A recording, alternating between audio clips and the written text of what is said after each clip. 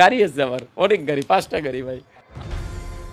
Milton Samaddar মহামানব নাকি দানব? গত কয়েকদিনে নানা রকম তথ্যের ভিত্তিতে আজ জানুন মিল্টনের যত অপকর্ম ও জিরো থেকে কোটিপতি হওয়ার গল্প। আমি তো মনে করি বাংলাদেশের সবচেয়ে ভালো মানুষ আমি। খারাপ শুনে তারপরও বলি, পেন্টুল যখন বানাইছি মোটর জায়গা রাখিয়ে লইছি। আপনার একটু নড়ে চড়ে বসুন, এক ভয়ানক প্রতারকের গল্পের ঝুড়ি খুলতে বসেছি আজ, যা আপনার বিবেককে নাড়িয়ে দেবে। মানবতার সেবার নামে মিল্টন সমাদ্দার যা করেছেন তার শেষ কোথায়? অসহায় মানুষের আশ্রয়দাতা মিল্টন সমাদ্দার, যার নামডাক সারা দেশে তো বটেই, দেশের বাহিরেও তিনি বাংলার এক মহামানব হিসেবে পরিচিতি পেয়েছেন। অসহায় আশ্রয়হীন বৃদ্ধ, পথের মানুষ ও বাচ্চাদের আশ্রয়দাতা নামেই পরিচিত হয়ে ওঠেন এই ব্যক্তি। বিগত অনেক বছর যাবৎ তিনি নিজের গড়ে তোলা অসহায় মানুষের আশ্রয়স্থল চাইল্ড অ্যান্ড ওল্ড এজ কেয়ারের মাধ্যমে অনেককে দিয়েছেন নতুন করে বাঁচার প্রেরণা। কিন্তু হঠাৎ কি এমন হলো যার কারণ মিল্টন সমাদ্দার মানবরূপী দানবের আখ্যা পেলেন? মিল্টন সমাদ্দারের নিজের দেয়া তথ্য বলছে, তার আশ্রমে সবসময় 250 থেকে 300 অসুস্থ রোগী থাকেন। এছাড়া বিভিন্ন সময়ে রাস্তায় যারা মারা যান তাদের দাফন করেন মিল্টন। আবার তার আশ্রমে অবস্থানকালেও অনেকেই মারা যান।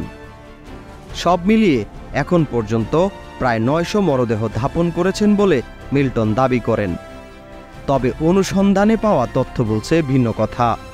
সরেজমিনে মিরপুর বুদ্ধিজীবী কবরস্থানে গিয়ে জানা যায়, মিল্টন সমাদ্দারের প্রতিষ্ঠানের তত্ত্বাবধানে সেখানে সব মিলিয়ে মাত্র 50টি মরদেহ দাফন করা হয়েছে। রায়ের বাজার বুদ্ধিজীবী কবরস্থানের 15টির মতো মরদেহ দাফনের প্রমাণ পাওয়া গেছে। তবে আজিমপুর কবরস্থানে ওই প্রতিষ্ঠানের মাধ্যমে এখন পর্যন্ত কোনো মরদেহের দাফন হয়নি বলে জানিয়েছেন সেখানকার দায়িত্বরতরা। Child and old age care আশ্রমে অবস্থানকালে কারো মৃত্যু হলে তার সার্টিফিকেট দেন মাহিদ খান নামের তারই একজন চিকিৎসক। তবে তার স্বাক্ষর এবং সিলের সঙ্গে বিএমডিসির নিবন্ধনের নম্বর উল্লেখ নেই। বিএমডিসির বিধি অনুযায়ী চিকিৎসকের স্বাক্ষর এবং সিলে নিবন্ধন নম্বর থাকা বাধ্যতামূলক। কিন্তু এসব নিয়ে কেন এত মাথা ব্যথা? মরে গেলে দাফন নিয়ে আর এত কি সমস্যা? কিন্তু এখানেই মিল্টনের কোটিপতি হওয়ার আসল গল্প লুকিয়ে রয়েছে। অনুসন্ধানে জানা গেছে, মিল্টন সমাদ্দারের দক্ষিণ পাইকপাড়া আশ্রমের কাছেই বাইতুস সালাম জামে মসজিদ। এই মসজিদে একসময় তার প্রতিষ্ঠানে নিয়ে আসা মরদেহ বিনামূল্যে গোসল করানো হতো। তার মানবিক কাজে উদ্বুদ্ধ হয়ে মসজিদ কর্তৃপক্ষ তাকে এই সুবিধা দিয়েছিল। তবে গোসল করানোর সময় দায়িত্বপ্রাপ্ত ব্যক্তিরা প্রায় প্রতিটি মরদেহের বিভিন্ন স্থানে কাটাছেঁড়ার দাগ শনাক্ত করেন। করোনার সময় এই বিষয়ে মিল্টন সমাদ্দারকে প্রশ্ন করে মসজিদ কর্তৃপক্ষ। এরপর থেকে তিনি ওই মসজিদে মরদেহ পাঠানো বন্ধ করে দেন। মিল্টন সমাদ্দারের ফেসবুক পেজ ঘেঁটে দেখা যায়, তার আশ্রমে সবসময় 250 থেকে 300 অসুস্থ রোগী থাকেন। এছাড়া বিভিন্ন সময়ে রাস্তায় যারা মারা যান তাদের দাফন করেন Milton. Child and old age কেয়ারে কাজ করেছেন এমন একজন বলেন, কোনো রোগী অসুস্থ হলে সরকারি হাসপাতালে নেওয়া হয় না, এখানে রেখেই চিকিৎসা করা হয়। কারণ তিনি চান না কেউ পুরোপুরি সুস্থ হোক, এটা তার ব্যবসা। ওই ব্যক্তির কথার মিল পাওয়া যায় মৃতদেহের ডেথ সার্টিফিকেটে। যতজনকে দাফন করা হয়েছে তাদের প্রত্যেকের ডেথ সার্টিফিকেট দেওয়া হয়েছে চাইল্ড অ্যান্ড ওল্ড এজ কেয়ারের পেডেই। রাস্তা থেকে মানুষ তুলে আনার পর স্বাস্থ্য পরীক্ষা করা হয়। যাদের কিডনি সহ গুরুত্বপূর্ণ অঙ্গ ভালো থাকে তাদের যথাযথ চিকিৎসা করানো হয়। তাদের জন্য ভালো খাবার দাবার ব্যবস্থা করেন। এরপর সুস্থ হলে তাদের অঙ্গ প্রত্যঙ্গ খুলে নেওয়া হয়। সুস্থ মানুষগুলো কিছুদিন পর মারা যান। এভাবেই গোপন অঙ্গ প্রত্যঙ্গ বিক্রি করাই ছিল মিল্টন সমাদ্দারের গোপন মানবতা। এছাড়া তার আশ্রমে অল্প কিছু মানুষ রেখে অধিক সংখ্যক মানুষের কথা বলে নিয়মিত তিনি তার ফান্ডের নামে প্রতি মাসে প্রায় কোটি টাকা হাতিয়ে নেন। মিল্টন সমাদ্দারের 5টি ফেসবুক পেজে বিভিন্ন মোবাইল ব্যাংকিং প্রতিষ্ঠানের 16টি নম্বর দেওয়া রয়েছে। এছাড়া 3টি বেসরকারি ব্যাংকে খোলা হিসেবের মাধ্যমে চলে আর্থিক লেনদেন। এসব মোবাইল ব্যাংকিং ব্যাংক অ্যাকাউন্ট নাম্বারের তথ্য সংগ্রহ করে দেখা যায় প্রতি মাসে কোটি টাকার মতো জমা পড়ে। তবে মিল্টনের আশ্রমে থাকা মানুষদের জন্য সর্বসাকুল্যে 50 জন মানুষের দেখাশোনায় এই বিপুল টাকা কোথায় ব্যয় হয় সেই প্রশ্নের জবাব দিতে পারেননি মিল্টন সমাদ্দার। তার হিসেবে আশ্রমে বর্তমানে 130 জন নারী, 126 জন পুরুষ, 42 জন প্রতিবন্ধী শিশু, মানসিক ভারসাম্যহীন মায়েদের জন্য 6 জন এবং তৃতীয় শ্রেণীতে পড়া 7টি শিশু রয়েছে। তার হিসেবে সব মিলিয়ে আশ্রয়ের সংখ্যা 311 জন।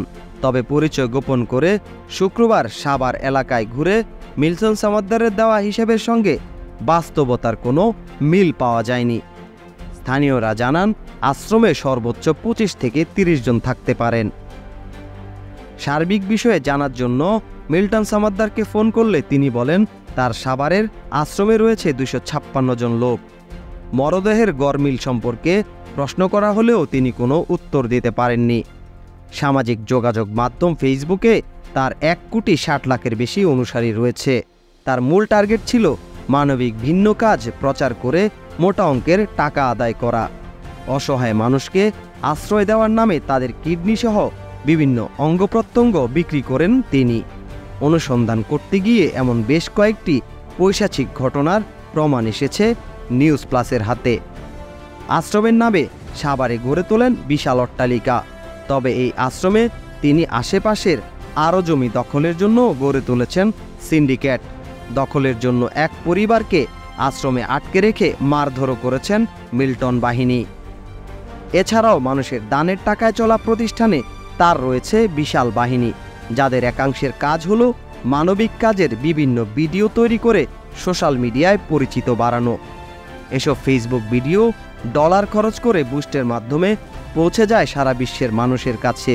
আর তাতেই তার এইসব ব্যাংক মোবাইল ব্যাংকিংয়ে আসে মোটা অঙ্কের অনুদান। অনুসন্ধান হিসেবে দেখা গেল শুধুমাত্র গত সপ্তাহে কয়েকটি ফেসবুক পেজের বুস্ট বাবদ তিনি খরচ করেছেন 30 থেকে 40 হাজার টাকা। এই মিল্টন সমাদ্দারের নামে আরও অভিযোগ রয়েছে উঠতি বয়স থেকেই অর্থের লোভ আর মানুষকে হয়রানি করার। বরিশালে নিজের বাবাকে মারধর করে এলাকা থেকে বিতাড়িত হওয়া মিল্টনের বিরুদ্ধে চার্চের জায়গা দখলের অভিযোগও রয়েছে। আর এসব অভিযোগ করেন মিল্টন সমাদ্দারের এলাকার লোকেরাই। 2005 সালে এলাকা থেকে বিতাড়িত হয়ে আসেন ঢাকায়। এরপর নানা প্রতারণার পর হলেন আশ্রম ও অসহায় মানুষের পাশে দাঁড়ানোর এক অভিনব কৌশল, যে কৌশলে তিনি বনে যান কোটিপতি। এখানেই শেষ নয়। এইসব ঘটনা সামনে আসতেই গতকাল ফাঁস হলো আরেক ঘটনা। বঙ্গবন্ধু শেখ মুজিব মেডিকেল বিশ্ববিদ্যালয়ে নার্সদের চাকরি দেওয়ার নাম করে মিল্টন সমাদ্দার অন্তত 30-40 জনের কাছ থেকে হাতিয়ে নিয়েছেন 5 থেকে 7 লাখ টাকা। কিন্তু এই তথ্যগুলো এতদিন পর কিভাবে ফাঁস হলো? কিছুদিন আগে ফেসবুকে মানসিক ভারসাম্যহীন বোনকে দেখে নিতে আসেন তার ভাই, আর তাতেই বাদে বিপত্তি। জুতা নিয়ে আশ্রমে প্রবেশের উছিলায় তার সাথে বেঁকে বসেন সমাদ্দার। মূলত জুতা ছিল উছিলা মাত্র।